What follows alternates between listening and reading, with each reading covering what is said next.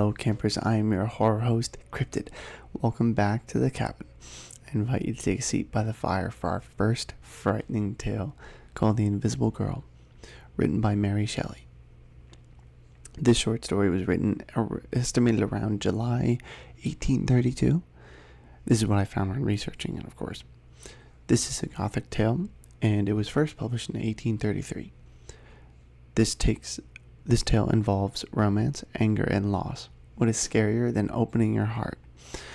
And no, I'm not talking about open heart surgery.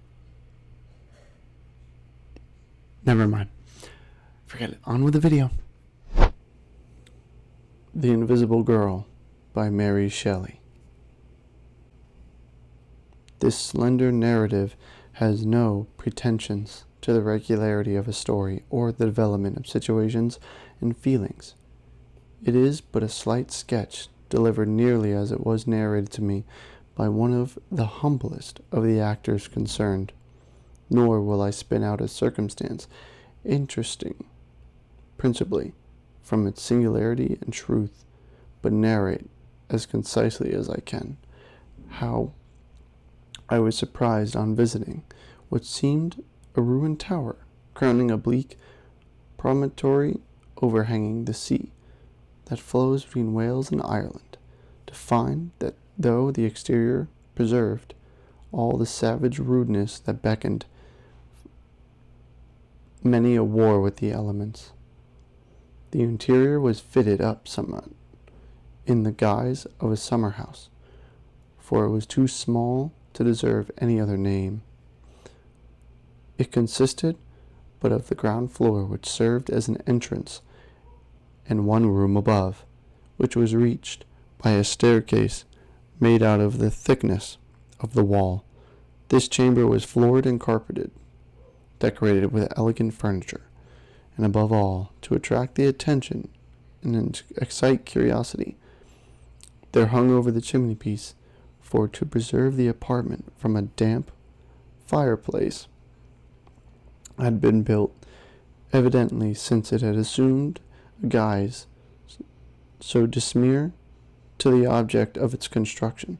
This chamber was floored and carpeted, decorated with elegant furniture, and above all, to attract the attention and excite curiosity, there hung over the chimney-piece, for to preserve the apartment from a damp fireplace,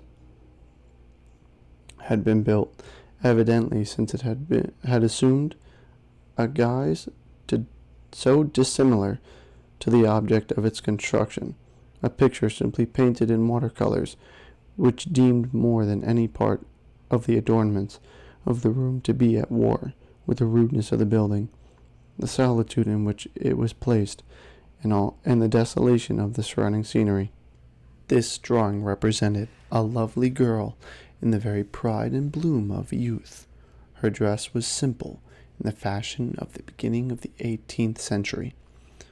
Her countenance was embellished by a look of mingled innocence and intelligence, to which was added the imprint of serenity of soul and nature. Her countenance was embellished by a look of mingled innocence and intelligence, to which was added the imprint of serenity of soul and natural cheerfulness. She was reading one of those folio romances which have so long been the delight of the enthusiastic and young. Her mandolin was at her feet, her parakeet perched on a huge mirror near her. The arrangement of her furniture and hangings gave token of a luxurious dwelling, and her attire also evidently that of home and privacy, yet bore with it an appearance of ease and girlish ornament, as if she wished to please. Beneath this picture was inscribed in golden letters, "The Invisible Girl."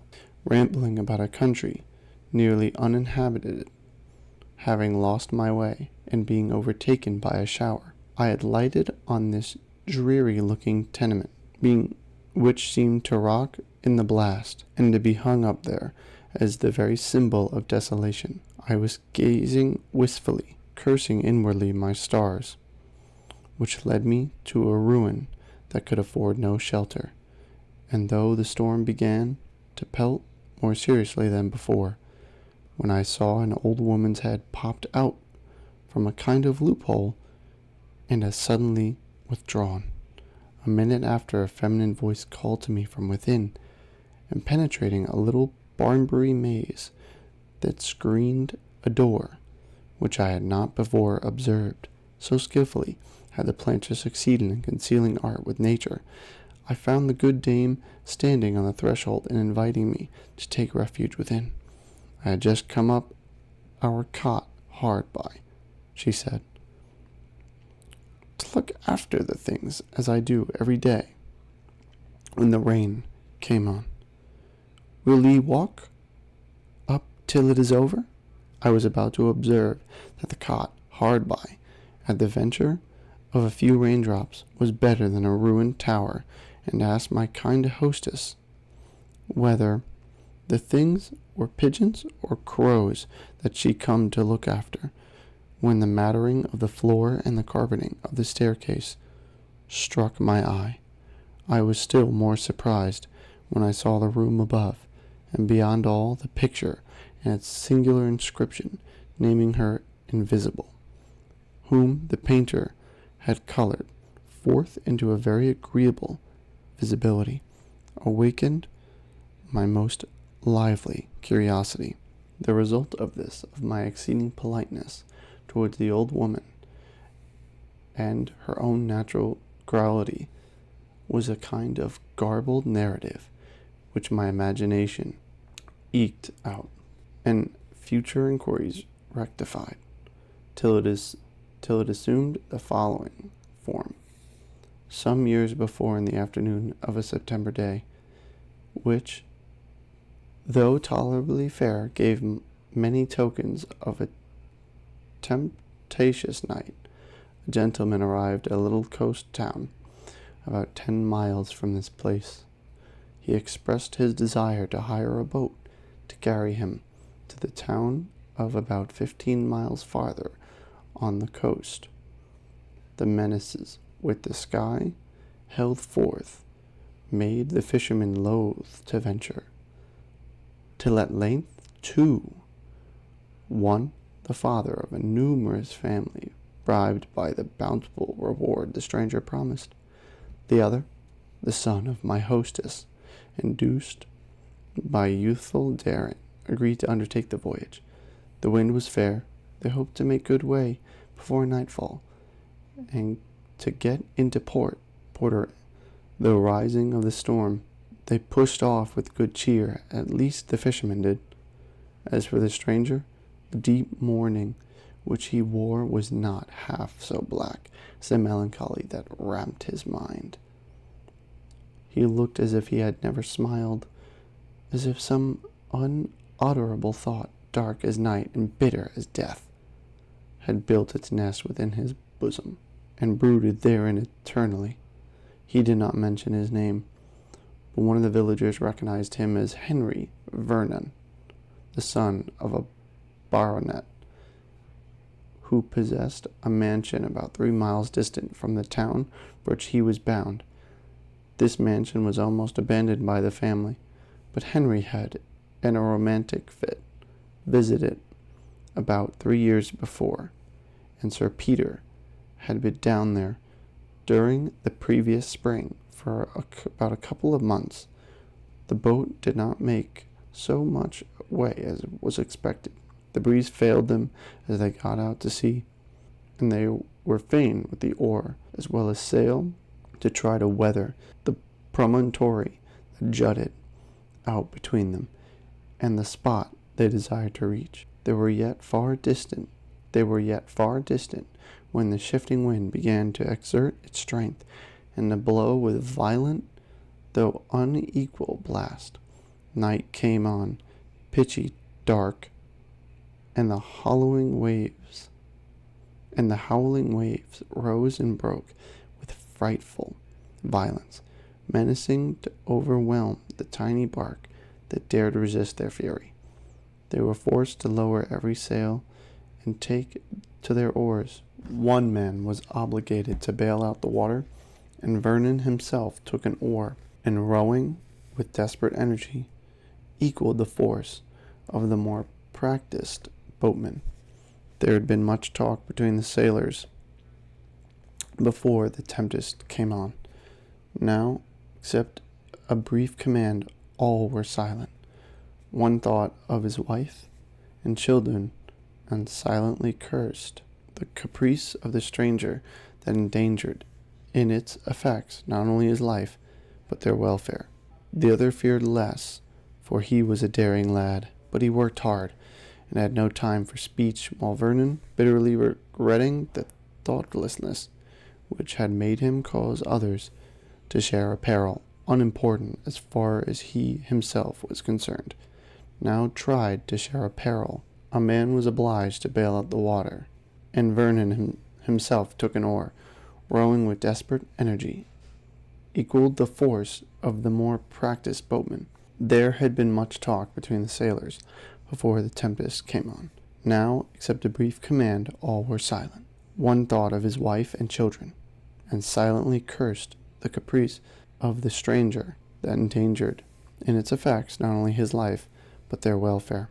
The other feared lest, for he was a daring lad, but he worked hard and had no time for speech, while Vernon, bitterly regretting the thoughtlessness which had made him cause others to share a peril, unimportant as far as he himself was concerned, now tried to cheer them with a voice full of animation and courage, and now pulled yet more strongly at the oar he held, The only person who did not seem wholly intent on the work he was about was the man who bailed. Every now and then he gazed intently around, as if the sea held afar off, on its tumultuous waste, some object that he strained his eyes to discern, but all was blank, except the crest of the high waves showed themselves, or far out on the verge of the horizon, kind of lifting of the clouds beckoned greater violence for a blast. At length he exclaimed, "Yes, I see it! The larboard oar! Now! If we can make yonder light, we are saved." Both the rowers instinctively turned their heads, but cheerless darkness answered their gaze. "You cannot see it," cried their companion, "but we are nearing it, and please God, we shall outlive this night." Soon he took the oar from Vernon's hand, who, quite exhausted, was failing in his strokes. He rose and looked for the beacon which promised him safety. It glimmered with so faint a ray that now he said, "I see it!" And again, "It is nothing." Still, as they made way, it dawned upon his sight, growing more steady and distinct as it beamed across the lurid waters, which themselves became smoother, so that safety seemed to arise from the bosom of the ocean, under the influence of that flickering gleam. "What beacon is it that helps us at our need?" asked Vernon, as the men, now able to manage their oars with greater ease, found breath to answer his question. "A fairy one, I believe," replied the elder sailor, "yet no less a true. It burns in an old tumble-down tower, built on top of a rock which looks over the sea. We never saw it before this summer, and now each night it is to be seen, at least when it is looked for we cannot see it from our village, and it is such an out-of-the-way place that no one has need to go near it, except through a chance like this. Some say it is burnt by witches, some say by smugglers, but this I know, 2 parties have been to search, and found nothing but the bare walls of the tower. All is deserted by day, and dark by night, for no light was to be seen while we were there, though it burns brightly enough when we are out at sea." "I have heard say," observed the young sailor, "it is burnt by the ghost of a maiden who lost her sweetheart in these parts, he being wrecked, and his body found at the foot of the tower. She goes by the name among us of the Invisible Girl." The voyagers had now reached the landing place at the foot of the tower, Vernon cast a glance upward. The light was still burning. With some difficulty, struggling with the breakers and the blinded by night, with some difficulty, struggling with the breakers and blinded by night, they contrived to get their little bark to shore, and to draw her up on the beach. They then scrambled up the precipitous pathway, overgrown by weeds and the underwood, and guided by the more experienced fishermen, they found the entrance to the tower. Door or gate there was none, and all was dark as the tomb and silent, and almost as cold as death. "This will never do," said Vernon. "Surely our hostess will show her light, if not herself, and guide our darkling steps by some sign of life and comfort."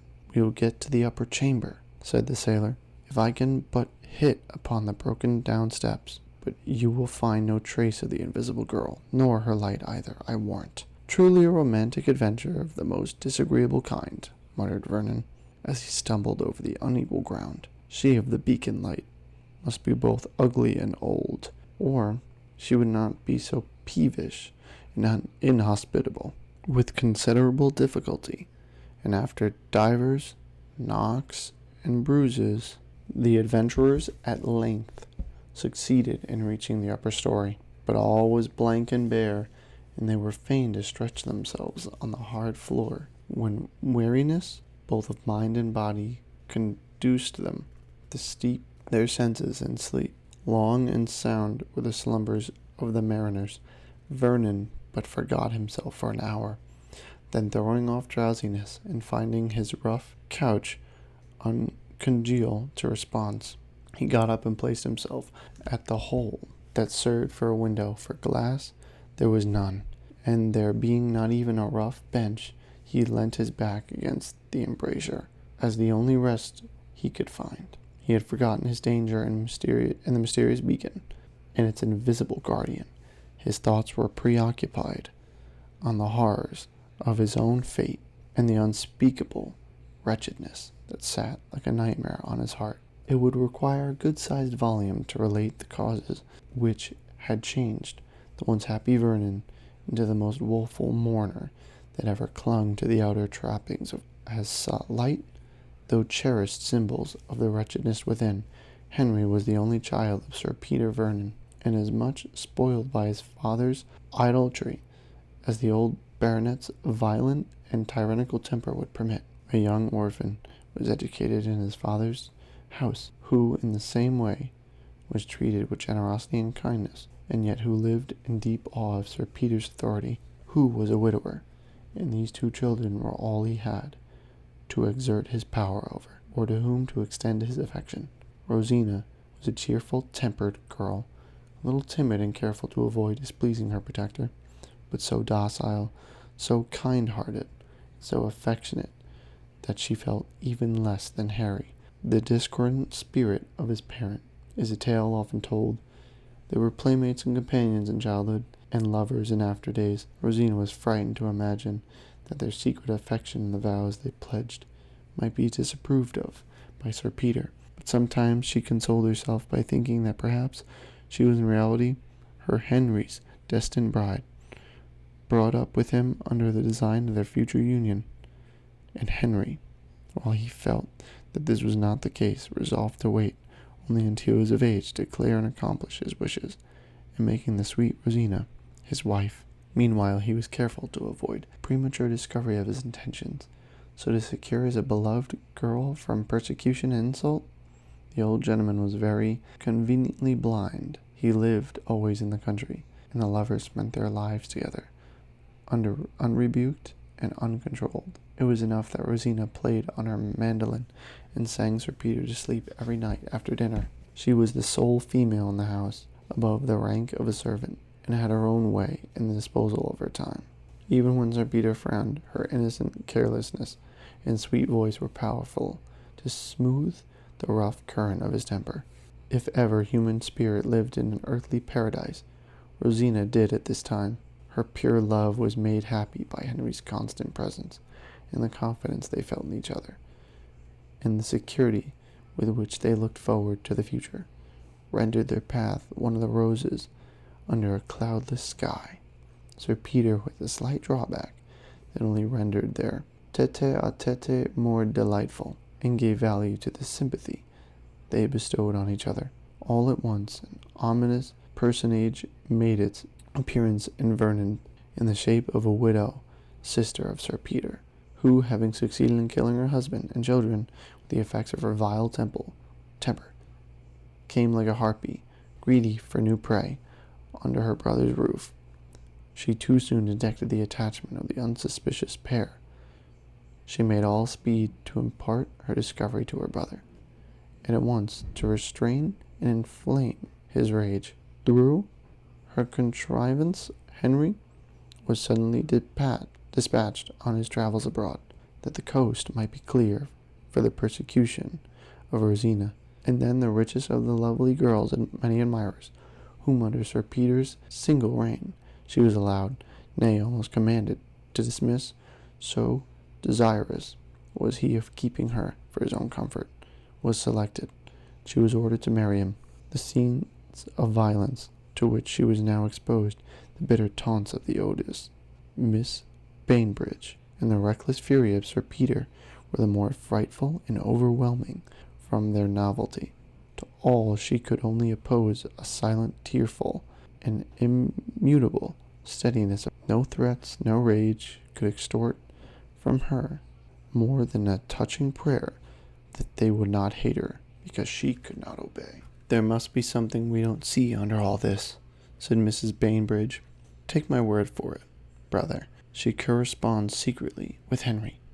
Let us take her down to your seat in Wales, where she will have no pensioned beggars to assist her, and we shall see if her spirit be not bent to our purpose. Sir Peter consented, and they all three took up their abode in the solitary and dreary-looking house, before alluded to as belonging to the family. Here poor Rosina's sufferings grew intolerable. Before, surrounded by well-known scenes, and in perpetual intercourse with kind and familiar faces, she had not despaired in the end of conquering by her patience the cruelty of her persecutors, nor had she written to Henry, for his name had not been mentioned by his relatives, nor their attachment alluded to, and she felt an instinctive wish to escape the dangers about her without his being annoyed, or the sacred secret of her love laid bare and wronged by the vulgar abuse of his aunt, or the bitter curses of his father. But when she was taken to Wales and made a prisoner in her apartment,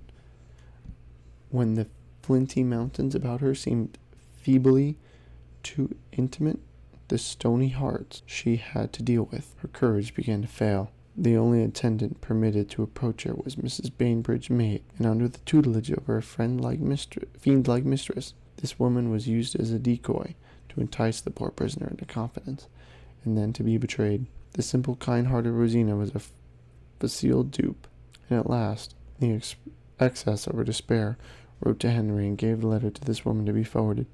The letter itself would have softened marble, did not speak of their mutual vows.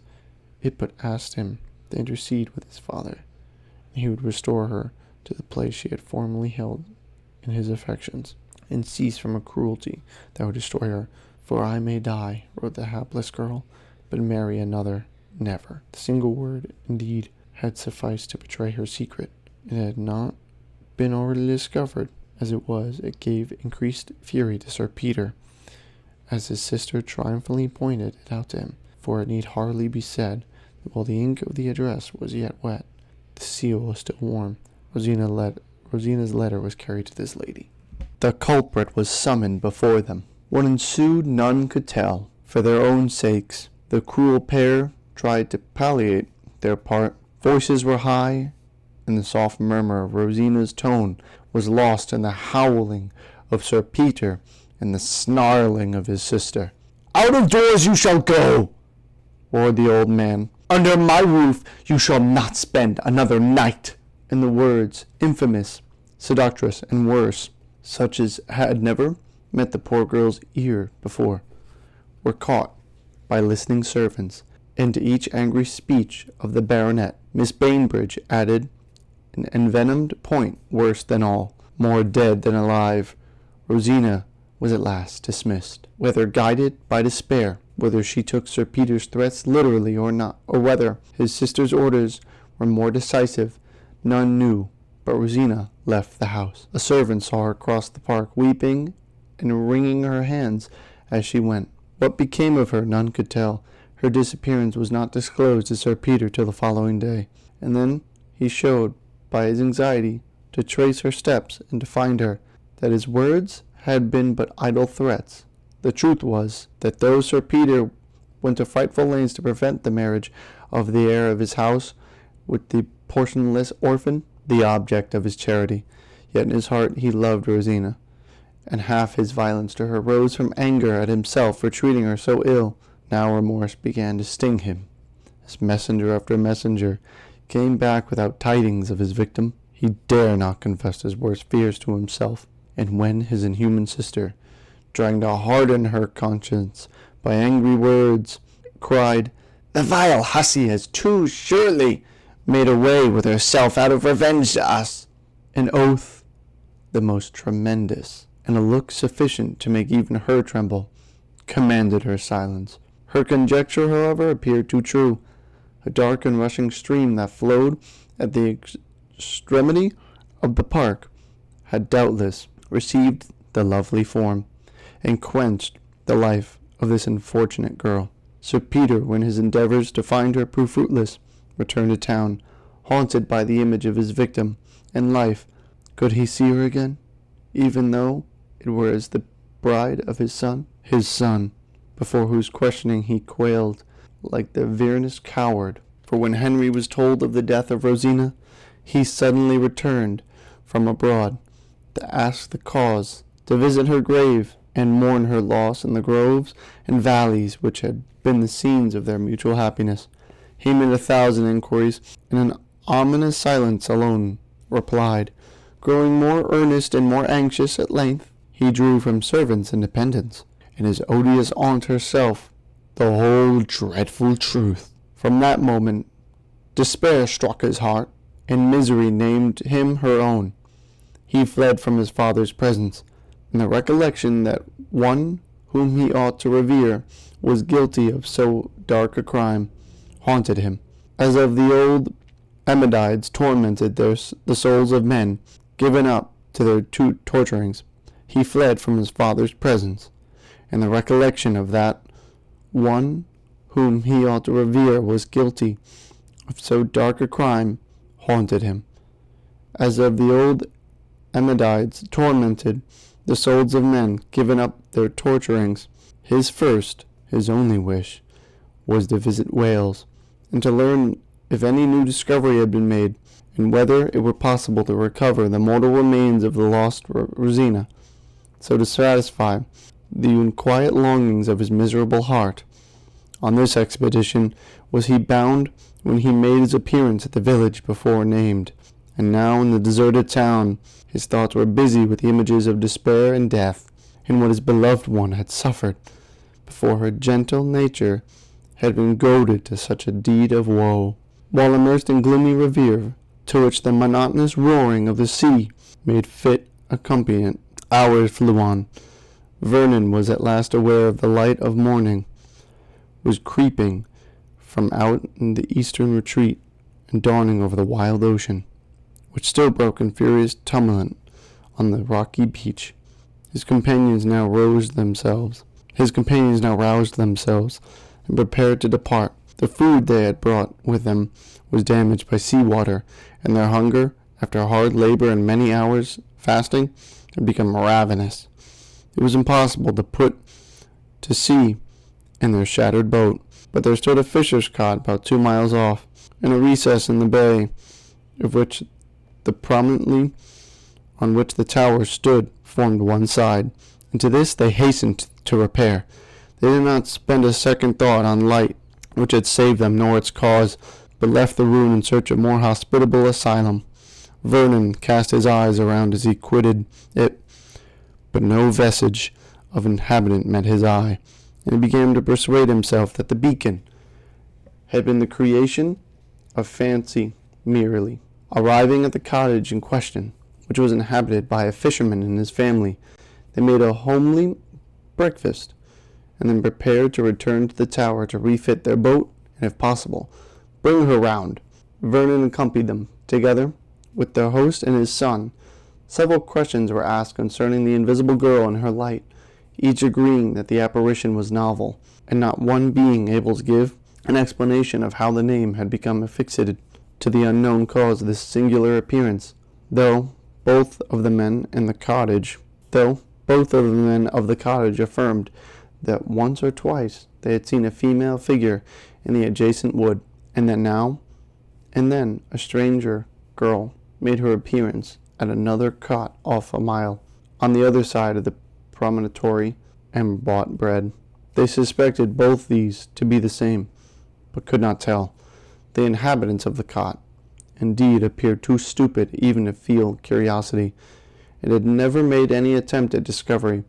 The whole day was spent by the sailors in repairing the boat. The sound of hammers, the voices of the men at work, resounded along the coast, mingled with the dashing of the waves. This was no time to explore the ruin for one who, whether human or supernatural, so evidently withdrew herself from intercourse with every living being. Vernon, however, went over the tower and searched every nook in vain. The dingy, bare walls bore no token of serving as a shelter. Even a little recess in the wall of the staircase, which he had not before observed, was equally empty and desolate. Quitting the tower, he wandered in the pine wood that surrounded it. Giving up all thought of solving the mystery, was soon engrossed by thoughts that touched his heart more nearly, when suddenly there appeared on the ground at his feet a vision of a slipper. Since Cinderella was so tiny, a slipper had never been seen. As plain as shoe could speak, it told a tale of elegance, loveliness, and youth. Vernon picked it up. He had often admired Rosina's singularly small foot, and his first thought was a question whether this slipper would have fitted. It was very strange. It must belong to the invisible girl. Then there was a fairy form that kindled, a form of such material substance that its foot needed to be shod. And yet, how shod? With kid so fine, and of shape so exquisite, that it exactly resembled such as Rosina wore. Again the reoccurrence of the image of the beloved dead came forcefully across him, and 1,000 home-felt associations, childish yet sweet and lover-like though trifling, so filled Vernon's heart that he threw himself his length on the ground, wept more bitterly than ever the miserable fate of the sweet orphan. In the evening, the men quitted their work, and Vernon returned with them to the cot, where they were to sleep, intending to pursue their voyage, weather permitting, the following morning. Vernon said nothing of the slipper, but returned with his rough associates. Often he looked back, but the tower rose darkly over the dim waves. No light appeared.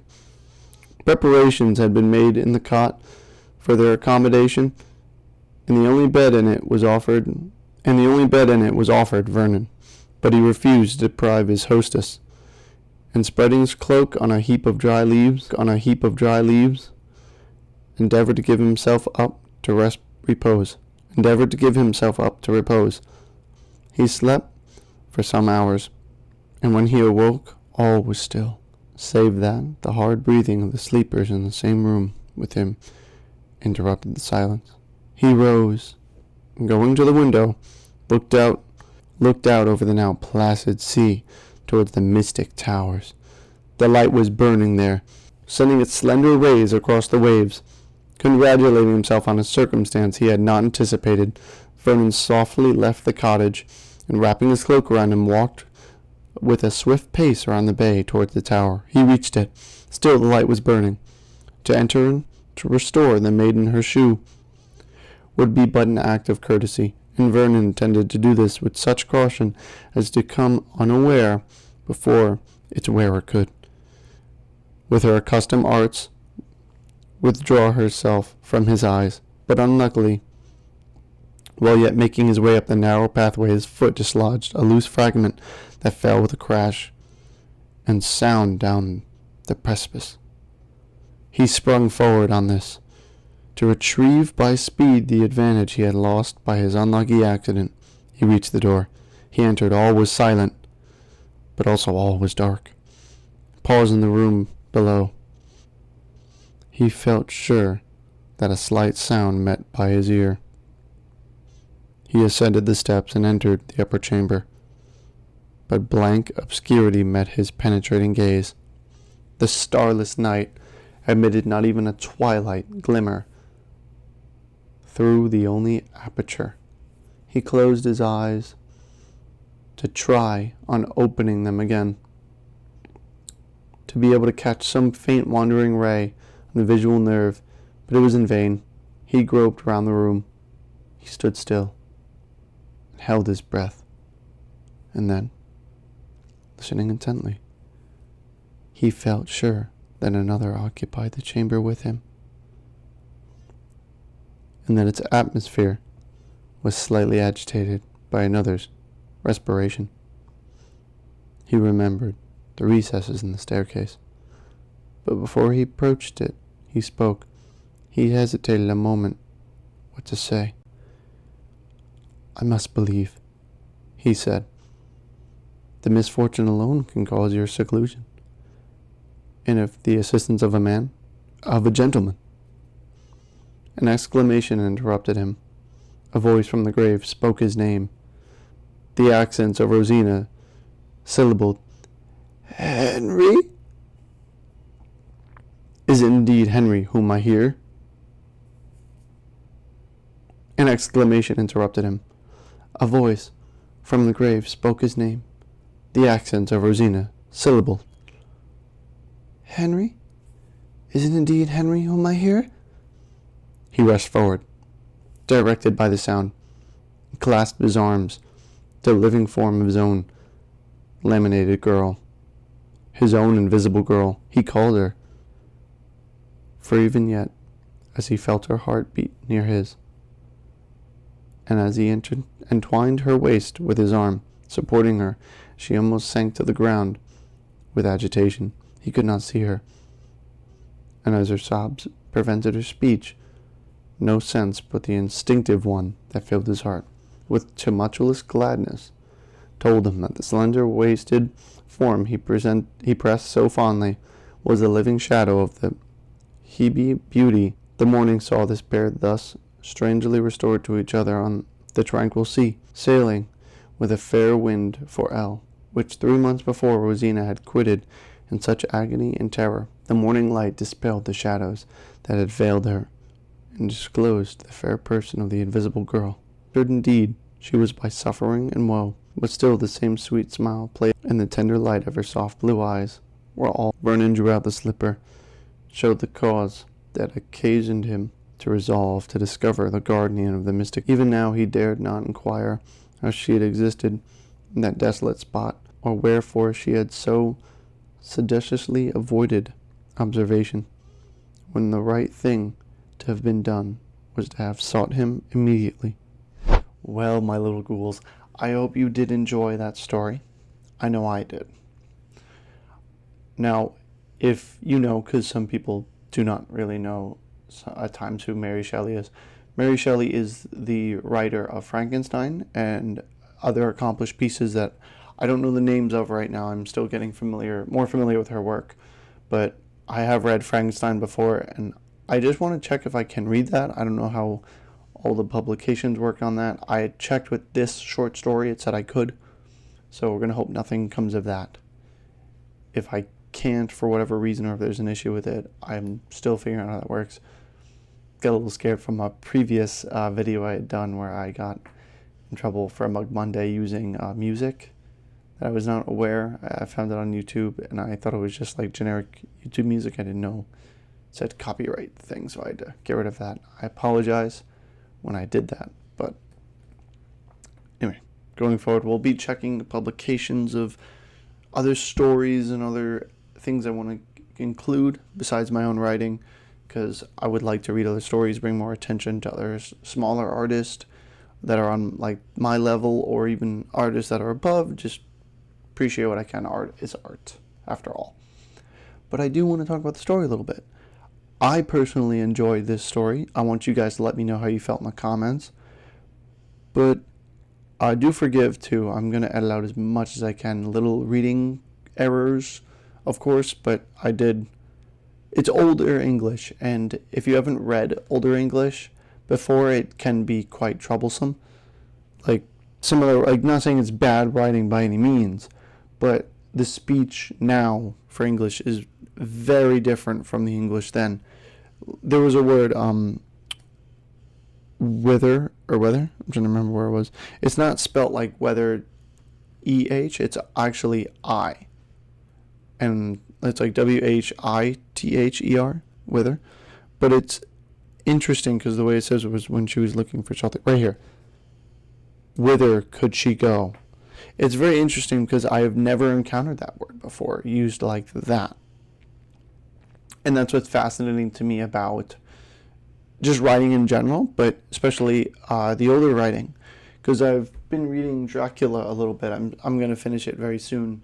But I had read the novel or novella Camilla by, I gotta remember his name, but I actually do want to do a book review of that very soon. I'm going to reread it. Very good story. Now, that one came before Dracula, actually, and it's said to have inspired the story written by Bram Stoker. Bram Stoker.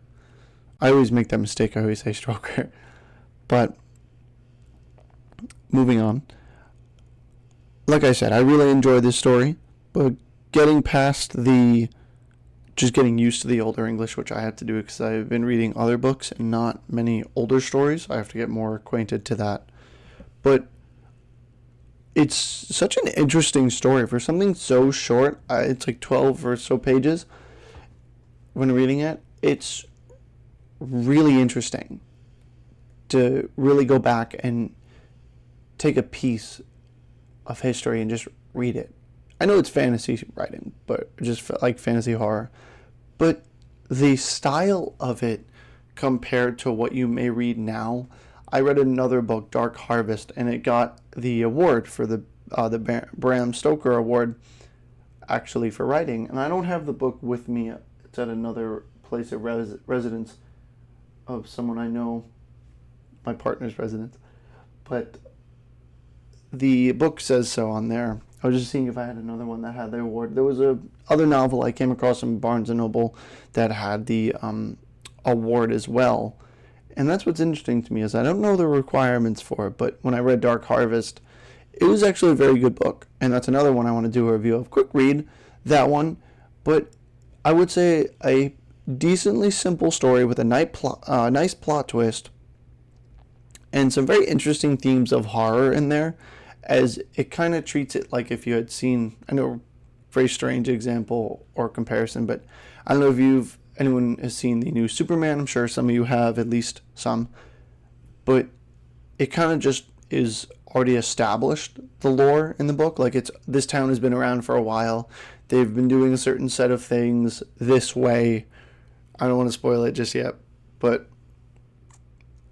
everything, like I said, is established. It's kind of like how you've been living somewhere probably for a long time. Most of you guys out there watching, like, I've lived in this town where I live for quite a while, and the way things have pretty much always been how they've been around this town.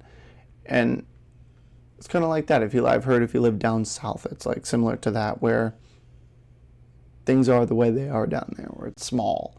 You know, communities know each other typically, that kind of vibe. Actually, I think that's where it is supposed to take place, down south, if I'm not mistaken. I gotta double check. But that's for the book review then. But anyway, getting back to the story, like I was saying. The story itself takes place, when reading it, in a small area, assuming it's along, like, the same state, province, thing like that. But it's just overall very fascinating how the area is. You get a vibe that it's farther away, obviously, but you don't know how far. At least when reading, I couldn't tell how far away it is. But it gives you enough that you could formulate in your head that, okay, she had traveled quite, or Rosina had traveled quite a distance. But it had to be within by foot, because it doesn't say anything about horse travel or anything like that. But the way Mary Shelley describes her body decaying and then her being revitalized, that part, I'll be honest, I didn't fully comprehend. Like right here. An illness indeed, in spite of all his care, all the restoration, security, and comforts of civilized life. Many months went by before the bloom revisiting her cheeks. Somehow she had gotten her youthfulness back. But I kind of didn't understand that part fully, and I wish I had a better understanding of how that happens. Because it says the Invisible Girl, and I do get the aspect of the Invisible Girl, but I thought it was more of a ghost romance tale based on that, like reading. Because looking it up beforehand, because I thought it was supposed to be like I know at times there's been works that are done by women that have been overshadowed by men, and that is something I'd also really like to take a look at and review, is other writings that women have done that have been overshadowed by men, that most of the time during that time especially, men would get more acknowledgement and the achievements and notorieties for their work over women. And I find it very interesting because Mary Shelley is a very accomplished woman author, and I really love that because she wrote a piece that's just fantastic with Frankenstein, and it's just, oh my god, the attributes you can make to it, and all its standings and little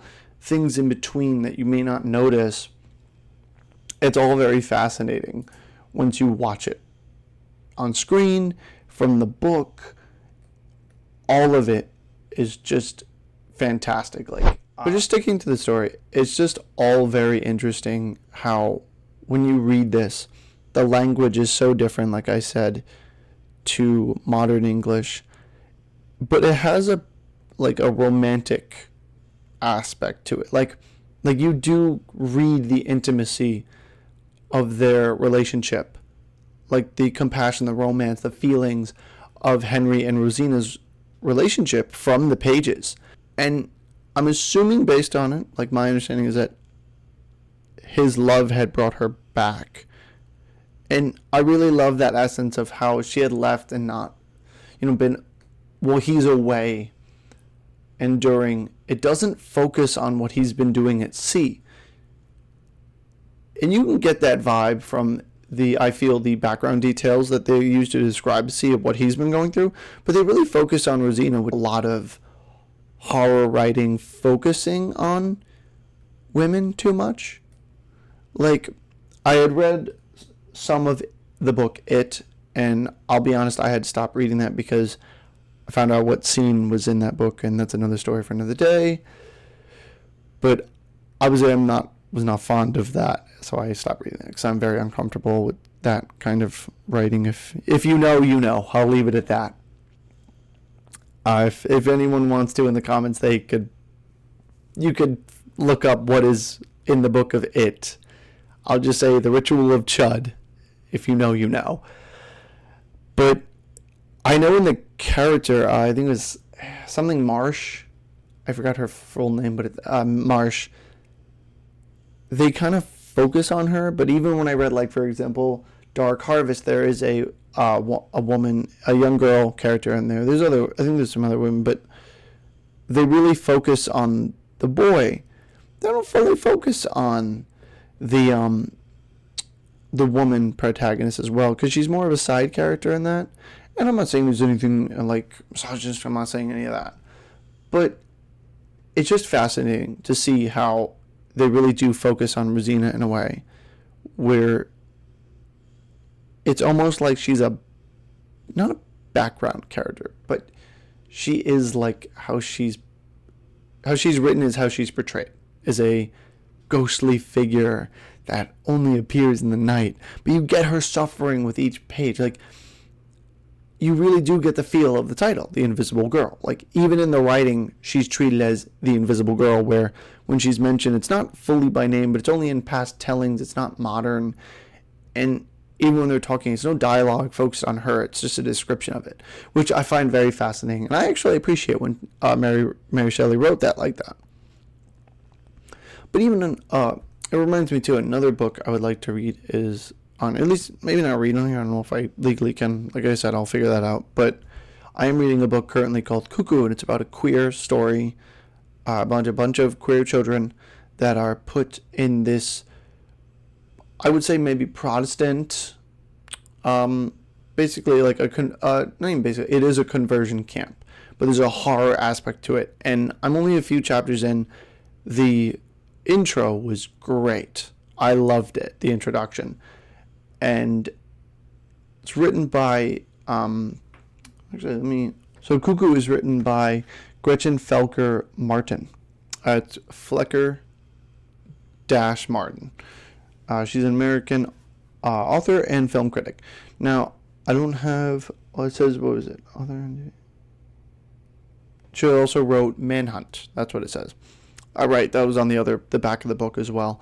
But that's a queer story I'd really love to read, or at least review on the channel. I definitely want to review it. I want to see, like I said, if I could read it. But again, that's a novel I'd really like to read and review here, because as someone who's queer myself, I really do love that story, and from what I'm reading so far, and I really do like the portrayals of the characters. They have a trans individual and a few other characters like homosexual, lesbian. They have a trans man and a trans boy and a trans girl. And what else? I don't know if there's any non-binary characters, but I'm still reading. There's a few other characters that can't recall right now, either orientation, like sexual orientation or gender, of what they mentioned. But very interesting mix of cast members, and it just reminded me in this short story, because I think I'm going to edit this part out. Like I was saying, there is, I was reading about this too. I saw this post on TikTok, which I know reliability and all that sometimes, but very interesting that it was saying, there was a post saying that there's evidence saying that Mary Shelley is bisexual. And at least it says here, like when I looked it up, while she didn't openly identify it as such during her lifetime, which makes sense, her personal letters and writings, particularly after the death of her husband, Percy Shelley, indicate romantic and sexual attraction to women. These writings, along with her close relationships with women and the queer themes present in her novel, Frankenstein, have led many to interpret her as bisexual. And I'm going to reread Frankenstein. I really love to review and cover the queer themes that apparently are stated in that book. And as someone who had came out recently as non-binary, I would love to read that. I'm not saying that I don't know what specification of queer writings are in there, or anyone finds a certain connection to them, if they are queer or not. I don't know any connections that are established with that. I want to explore that. And that's why, when I made the post for Pride Month, I would really like to review queer horror as well coming forward, because there's also a movie, I saw the TV Glow with, I can't remember the actor, but this person played in The Quarry. He played the kind of emo-looking grunge camp counselor.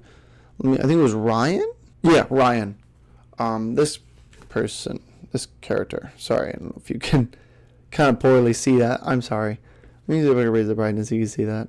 The character Ryan, I'll put up an image there, is in The Quarry. And it's very interesting how in the film, or in the game, you see that they used mocap for the animations of the game. And now, I know that game wasn't very well received quality-wise. I never played it. Might play it, might not. We'll see. But when I saw the film, I saw the TV Glow, there's a series of other films that follow in suit with that. It's a queer journey. And I would really love to talk on that, because there's even talk about The Invisible Man, at least the film. I don't know about the novel. I'll have to check on that too. Being having a lot of queer undertones in the film that really apparently make it about being queer and coming out and all that. And I am still obviously doing just horror content, like, not saying everything has to be like that, but it's just very fascinating to see, because there's a new elements I would really like to bring to the idea. Because there's a very interesting video I had watched speaking about how horror, a lot of queer people do find connection and comfort within the realm of horror. Through body horror in particular, as one notable comfort thing for people of the queer community, and I just find that very fascinating in itself. But even horror as a whole, I'm just trying to think of other upcoming things. I saw a trailer for the movie Weapons that seems interesting. I just watched, I know you did last summer, I'm just saying in general, I would really like to review horror, the idea of fear, what does this even mean? Like, I have a few novels called True Crime, Modern Evil, that's what it is, Modern Evil, and something else about, with the title Evil. There's just a lot of fascinating things I would really like to talk about, from fantasy horror to real life horror, to just the very idea of fear, where does it come from, human fears, to fears of animal, like fears from animals, fears of animals, just interesting things in general like that. But yeah, that's my short little review of the story. I really enjoyed it. This is the first episode of this, so forgive me if it's a little all over the place. Still getting established with this, but I thought this was a nice little simple touch to get started with. But let me know what you guys think. I'll see you in the next time. Bye, guys. Well, let me know what you guys think. I would really like to review more, like I said. Forgive me if it's kind of all over the place. Still learning how to do certain things with editing, and still just, this is like the first installment of this. So I do want to take my time with it and see. Just kind of all over the place, worrying about the review, legality rules, and all that. I hope you guys enjoyed it. Forgive me if I am all over the place with it. This is the first episode, and I'm just a little jittery about it because I would really like to talk more and do more episodes about these, but I'm still learning how to do reviews. I'm probably going to do a script with it. I'll write down my thoughts after I'm done, at least get the review part of it, so it's more organized than what I did today with this one. But I really want to get this video out, because I got the other Hunt Showdown gameplay video out, but I want to get this episode out so you guys have something to review, storytelling, so I could go back to work on the Wendigo video, like the story one, and then some of the other stories I have planned as well for this summer, because I know there's a lot of horror movies out as well coming. I know there's FNAF 2. I'm going to rewatch FNAF 1 and do a review of that. But I just want to end that here. I really hope you guys enjoyed it. I really love the story. I really want to keep doing series like this, so please let me know down in the comments what you guys thought, and I really hope you enjoyed it. I'll see you campers in the next one. Bye.